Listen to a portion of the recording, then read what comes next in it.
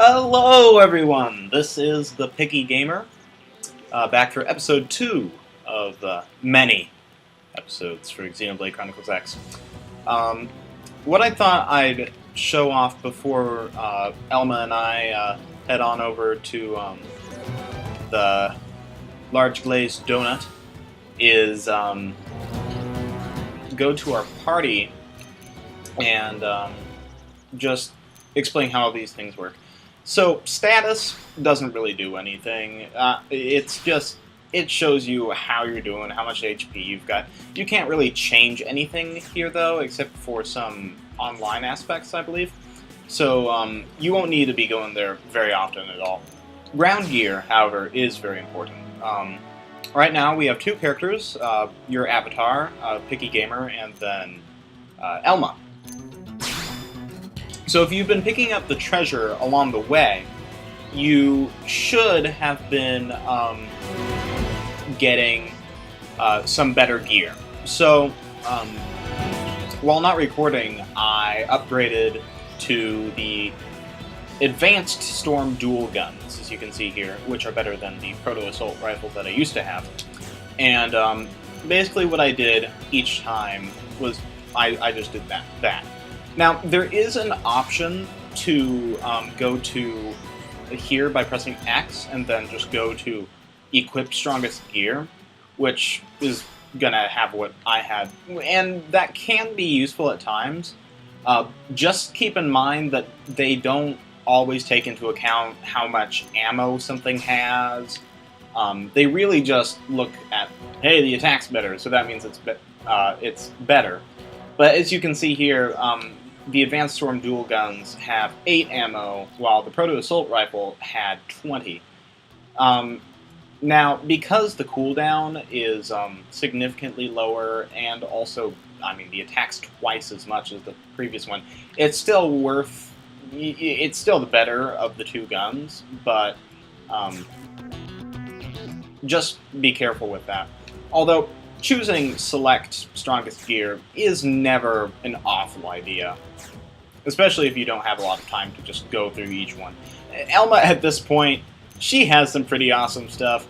Nothing we find out here is gonna be what she has currently for quite a long time. So, next up, we've got arts, which, we still have arts of the Picky Gamer and Elma. So I upgraded Assault Hammer and Flame Grenade. Each cost 4 battle points. You can see the number of battle points that I have right now, 0, because I spent the 8 that I had from leveling up and whatnot. So, yeah, and as you can see, if we go to our arts list, you get Slit Edge later on, once you get to a certain level of your class. Right now, the only class that we have is Drifter for our character, but Elma is a full Metal Jaguar. There are some moves that require TP, which you get by just naturally battling, and some moves will get more TP, as you see in Sliding Slinger, so let's upgrade that. And we can also upgrade Shadow Strike and Stream Edge. So there we go. Upper Hand will wait a little bit. And as we get more arts and we actually get to make some choices, please, anyone who has any ideas for what art or skills or classes, which I'm going to go over just now, please leave any suggestions.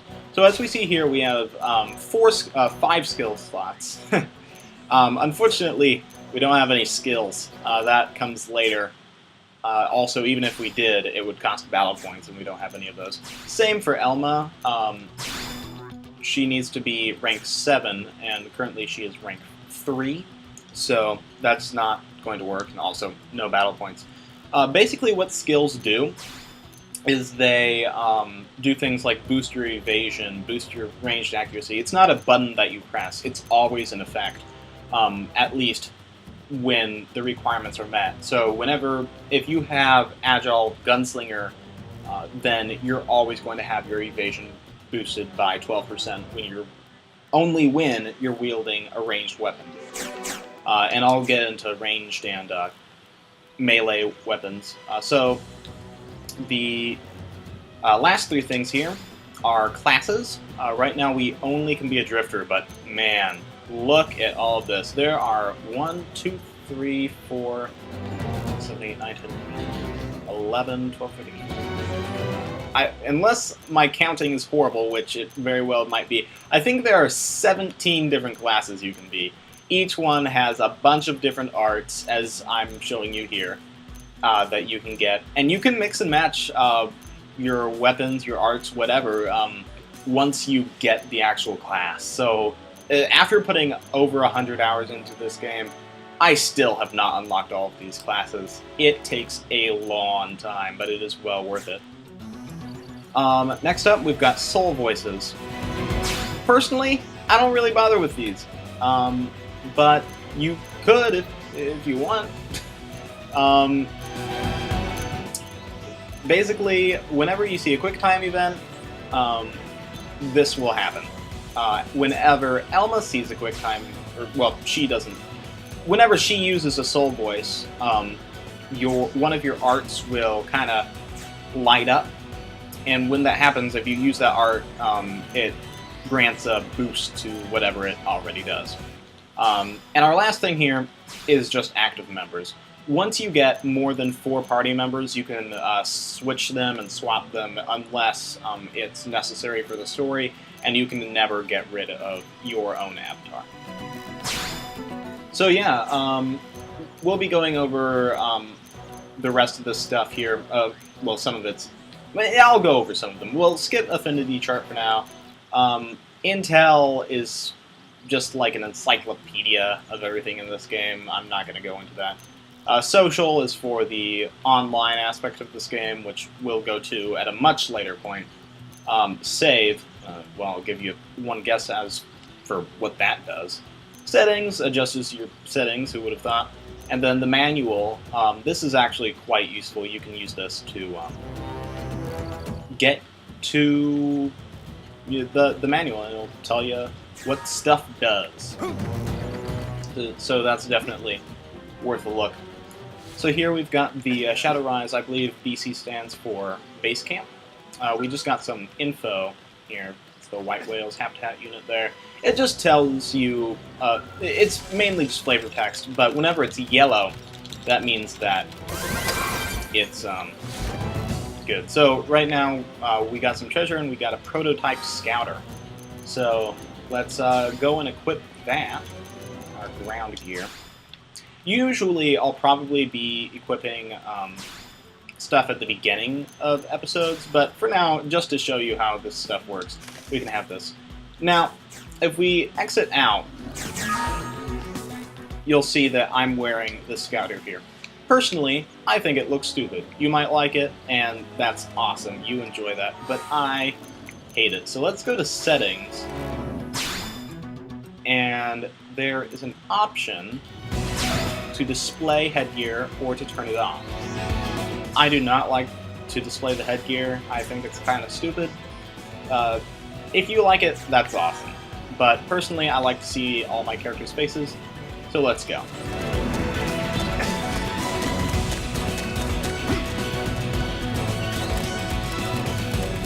Up here, on the mini-map, you see that there's treasure, but it's not there. That's because it's down here. So let's jump down here. Whee! And there's the treasure. There is absolutely no fall damage in this game. You could jump from the highest point, which is very, very high, and you would still take no damage. Hard work always pays off. And we got a mining probe, which we can't use right now, but we will be able to in a little bit. As you can see here, there's another base over here. Now, as far as enemies, some of them are definitely not to be messed with. There are some level 18 guys that we would die to. But let's fight this Beach Vortex. Even though I'm level 3, Elma's level 5, we should have no problem. Assault hammer! Got it! Now blast him with this! Chrome armor! It's a bad habit of mine to just use all the arts at once, even when I don't really need to. Just as a side note, you can switch whether you're using your auto attacks with this, your melee weapon, or your ranged weapon by pressing the X button. Very, very simple. And I am almost dead. I am dead now. But you know what? We might still win, because Elma over here is still fighting, and she's doing just fine. And if she can beat this guy within 30 seconds, then it's no big deal. Also, if she were to get 3,000 TP, that would mean that she could revive me as well. So I think she's going to get this guy before 10 seconds are over. And there we go. See? I'm just fine. So yeah, you can see all these blue things around here. You definitely want to pick them up whenever it's convenient for you, because you're going to need those materials a lot throughout the game. And some of them can be quite hard to find. And it's just through the process of trial and error that you can find it. Although different materials are found in different areas. So, let's see if I can not die this time. I'm going to challenge this level 5 guy.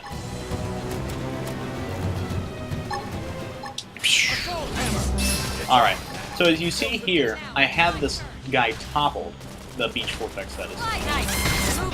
So, now that I had him toppled with the orange attack, Assault Hammer, I used the Flame Grenade, and it did a bit extra damage. Also, you can click the right analog stick to kind of focus on certain parts of the enemy, which will get you certain drops. It doesn't... It just ups my defense, I'm pretty sure. I don't know I had access to that right again. I'm dead.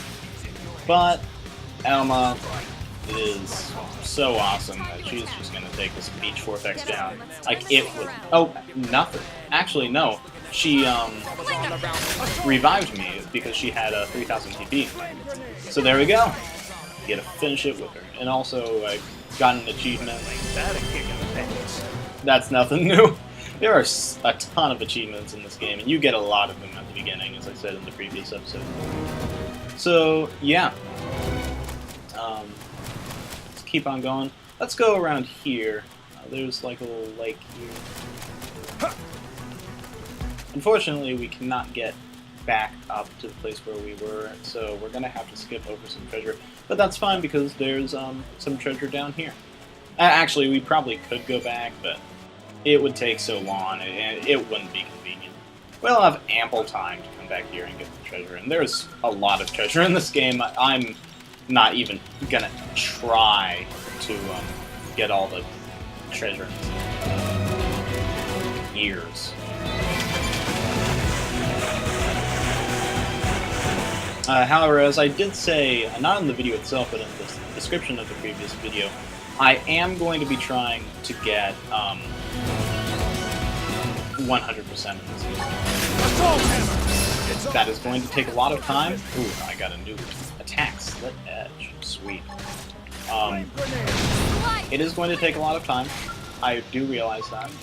But I love this game so much that I don't think I'll get bored with that. I mean, if you're not bored with the game after 100 hours, it's a pretty good game.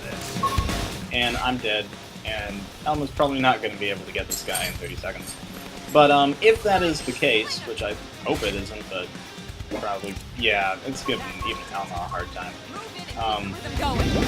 If that happens, then we can try out the death mechanic, which is nothing bad happens. You just go to the last place where you were, and yeah, I promise I won't lose next time. It's an achievement. That's why I did that. I didn't do that on purpose. Or, I did do that on purpose. Alright, well, perhaps there's a silver lining, because now we can go the other way. Just a second here. Alright.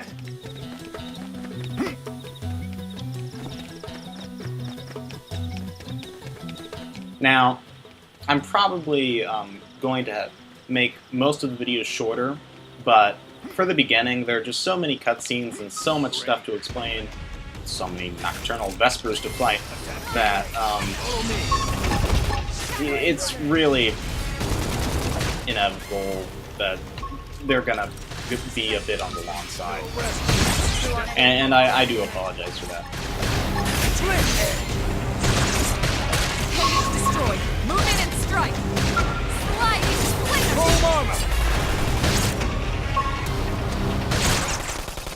Now, follow with a real bone. Almost got this guy. Come on. Flame grenade. Soul voice expert. Man, this early in the game? Sweet. Worth our time.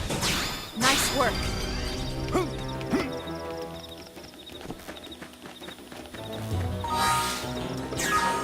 Now that Elma's level 6, I think we can take on this huge guy. What do you think? No? You don't believe in me. Come on, Elma, let's do this. My turn. Flame grenade. Shadow strike. All or nothing. Slide. Nice. Move in and do some damage. Full armor. It's force.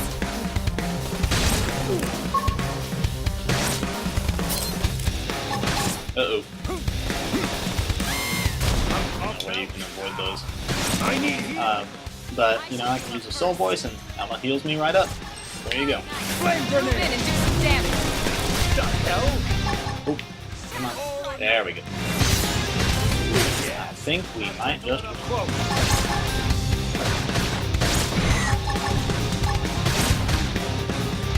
Assault hammer. Use an aura. And control the battle. Now we're stuck on a hole. And they know we're looking at the sky. Trouble's always all around. Slide. Now let's go find another. And there we go. We got him. Let's move. Now, as a general rule, larger enemies are going to be stronger than smaller enemies. So if you have a level 7 guy who's like huge, and then you've got a level 2 guy, or no, you've got a level 7 guy that's like really small, and then a level 5 guy that's Engage. Lay down some Assault fire. hammer. kind of I'm punching a hole in you. big, then they might be around the same 30 level.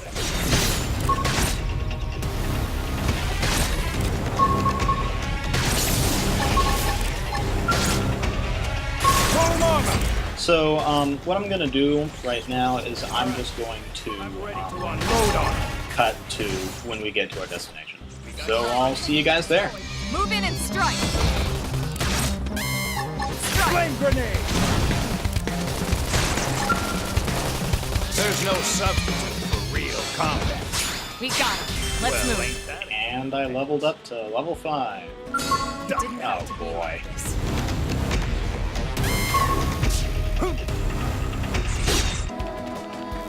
Over here, you have some treasure. So you definitely, let's pick that up. Inside is a storm assault rifle. Sweet. Alright. Hello guys, we are back and we are in the West Gate Plain. This is the first boss battle of the game, but it is not a very tough one. If you should have been leveling your character up to level 5, and if you've done that, you should have no problem. Looks a lot bigger up close, doesn't it? And this was just the habitat unit. The White Whale was one hell of a ship. Until it all came crashing down, at least. That's the West Gate. It's closed off now for security reasons. But we've repurposed a freight elevator that will get us inside.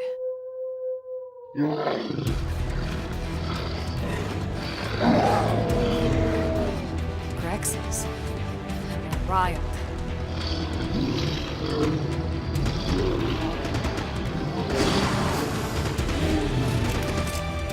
Can't leave them roaming here, not this close to the gate. We're gonna have to take them down. You ready?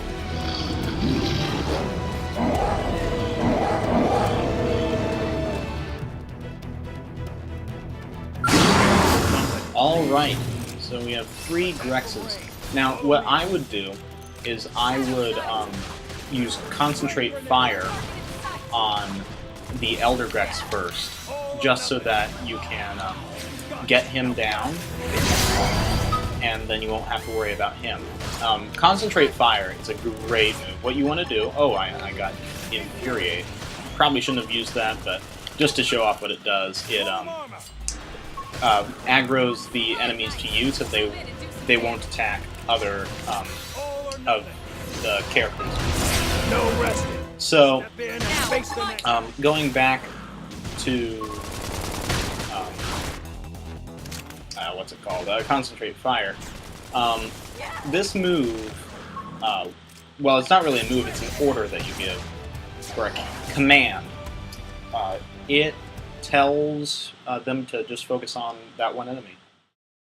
So you definitely want to learn to use that well. It's a shame we had to settle near so much wildlife. Luckily, some species aren't so hostile, but they aren't necessarily friendly either. I've come to learn that there's a fine line between self-defense and provoking a fight. We need to walk that line. All right, let's head in. Who knows, maybe seeing the inside will jog your memory.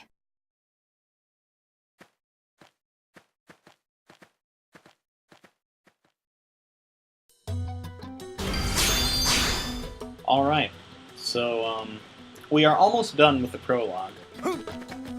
So there's really not much else to do before you finish up the prologue. So what I'm going to do is I'm going to get to the point where I need to be by going up this series of elevators and stairs and whatnot. And then we will end this video. Thanks. Piers. Oh, hello, you must be the new friend that Colonel Elma mentioned in her report.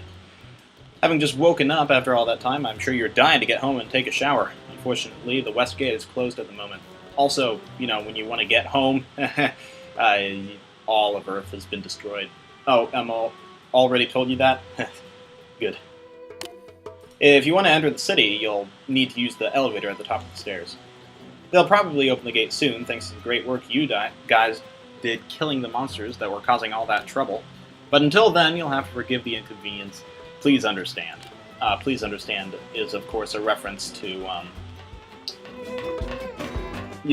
Nintendo whenever they, oh, sorry, this game's delayed for another million years. Yeah, please understand.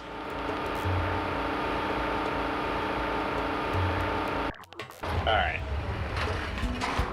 So, I think it might be a direct reference to Iwata, but don't quote me on that. Alright, so we're almost to the spot where the prologue will end. So, I'm just gonna cut my voice off here so you can just watch the cutscene.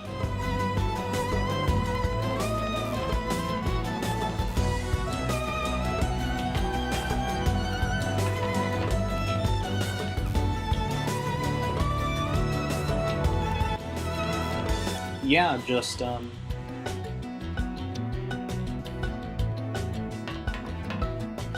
thank you. Alright. Bye. First person. That's the thing you can do by having L and then moving the camera. Alright, guys. Bye.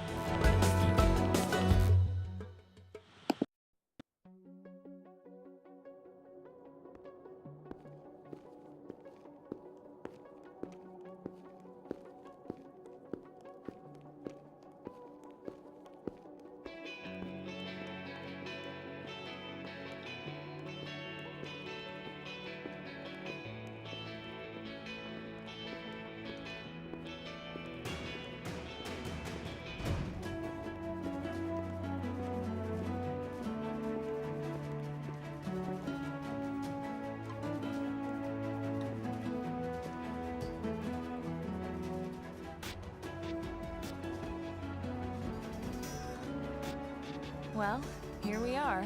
Not too shabby, huh? For a giant beached spaceship, anyway. But, like it or not, this place is our home now. We took the name from the city it was modeled after back on Earth.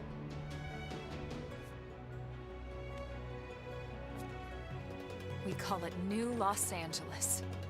Welcome to NLA.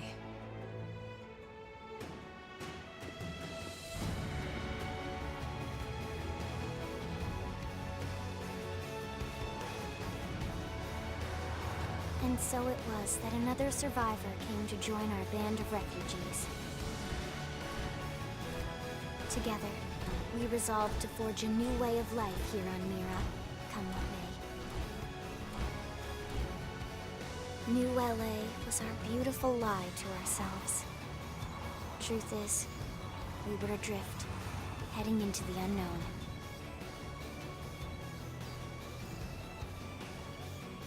Our native home was gone, swallowed in a shroud of light. And our future was uncertain. We had no idea what fate lay in store for us. Only that we had to keep living in order to see it.